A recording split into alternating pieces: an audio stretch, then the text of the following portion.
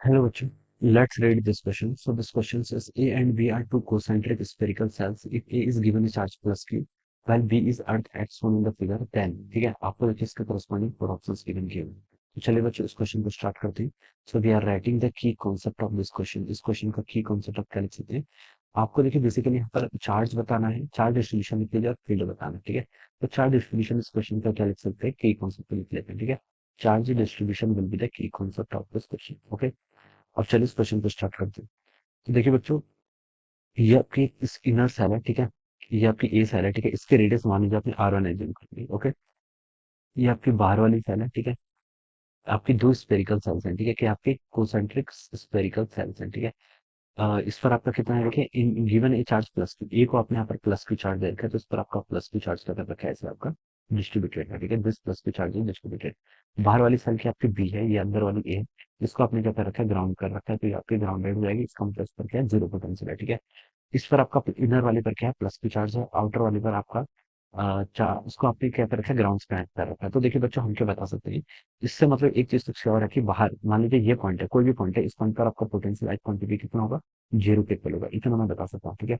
तो potential B point पर देखिए किस किस के कारण होगा, ठीक है। अंदर वाले पर तो आपका प्लस क्यू चार्ज है, मान लीजिए बाहर वाले पर आपका एक्स चार्ज है, ठीक है, मान लीजिए है, ठीक है। ये हमें पता नहीं है, हमने एक्स एज्यूम कर लिया, ठीक है। अब देखिए बच्चों कैसे बता सकते हैं। अब बी पॉइंट पर आपका टोटल पोटेंशियल कितना होगा, जीरो। पोटेंशियल देखिए किस किस चार्ज के कारण आएगा, प्लस की अंदर वाली सेल के कारण, बाहर वाली सेल के कारण। अंदर वाली सेल के कारण देखिए पोटेंशियल कैसे डिफाइन करते हैं, के क्यू बाई आर, ठीक है। के इंटू चार्ज कितना है इसका, plus Q divided by R. R क्या है, डिस्टेंस, यहाँ से लेकर यहाँ तक की कितनी डिस्टेंस है। मान लीजिए बाहर वाली की रेडियस आपकी R2 है, ठीक है। तो लिख सकते हैं के क्यू बाई R2। ये तो आपका इनर वाली सेल के कारण इतना पोटेंशियल आ गया इस पॉइंट बी पे, ठीक है। अब आउटर वाले के कारण देखिए, आउटर वाले पर इतना चार्ज है आपका एक्स चार्ज है, ठीक है। उसी के सरफेस से बताना पोटेंशियल, तो क्या लिख सकते हैं, के इंटू एक्स डिवाइडेड बाय कितना हो R2। और ये पोटेंशियल टोटल आपका जीरो पे इक्वल होना चाहिए, ठीक है। यहाँ से के बाई R2 के तो बच्चों का कर लो, कॉमन कर लो। क्यू प्लस एक्स, ये किसके इक्वल हो जाएगा, जीरो पे इक्वल हो जाएगा। तो यहाँ से बच्चों देखिए आपकी एक्स की वैल्यू कितनी आएगी, एक्स की वैल्यू यहाँ से आपकी माइनस क्यू पे इक्वल आ रही है, ठीक है। तो आप बता सकते हैं कि यहाँ पर कितना चार्ज आएगा, माइनस क्यू चार्ज आएगा, ठीक है। तो बाहर वाली साइड पर आपका कितना चार्ज आएगा, माइनस क्यू चार्ज आएगा, ये आप यहाँ पर सही से बता सकते हैं, ऑलराइट। तो इतना हमें यहाँ पर पता चल गया, ऑलराइट। अब देखिए हम चार्ज का डिस्ट्रीब्यूशन देख लेते हैं, ठीक है। प्लस की चार्ज देखिए, ये आपकी सेल है, स्पेरिकल जो सेल है, ठीक है, ए वाली। ये क्या है देखिए, A and B are two concentric spherical shells, ठीक है। और जो आपने A is given a charge of plus q charge आपने ए को गिवन कर रखा है। तो यहाँ पर आपका क्या आएगा, प्लस क्यू चार्ज आएगा, ठीक है। अब देखिए इनसाइड सेल के इनसाइड तो आपका नेट इलेक्ट्रिक फील्ड क्या होगा, जीरो होता है, ठीक है। तो यहाँ पर हम नेट इलेक्ट्रिक फील्ड देखिए क्या होगा, नेट जीरो पे इक्वल होगा।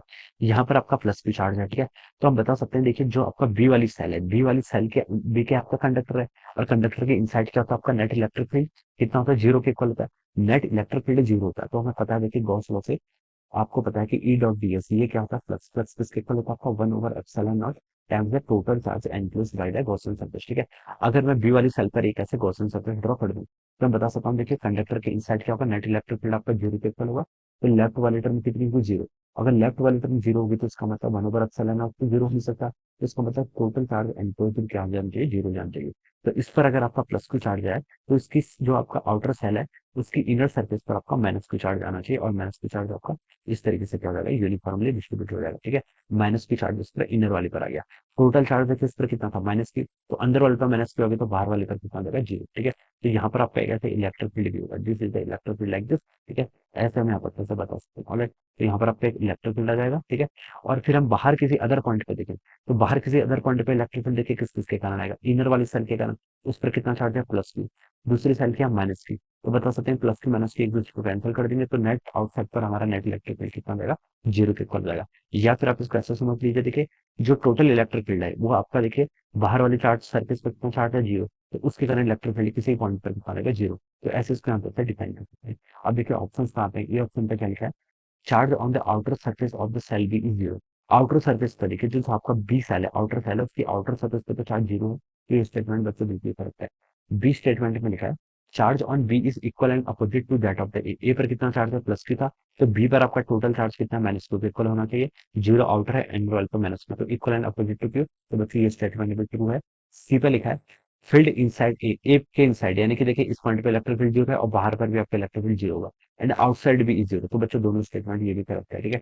तो ए भी करेक्ट है, बी भी करेक्ट है, सी भी करेक्ट है, डी भी में लिखा है ऑल ऑफ दी अबव। तो डी क्या होना चाहिए, इसका मोस्ट अप्रोप्रिएट आंसर हो जाना चाहिए, ठीक है। तो बच्चों क्या लिख सकते हैं यहाँ से? ऑप्शन डी क्या होगा इसका आंसर, करेक्ट आंसर हो जाएगा। Alright, this is the right answer. So I hope we all understood this concept. All the best and thank you so much.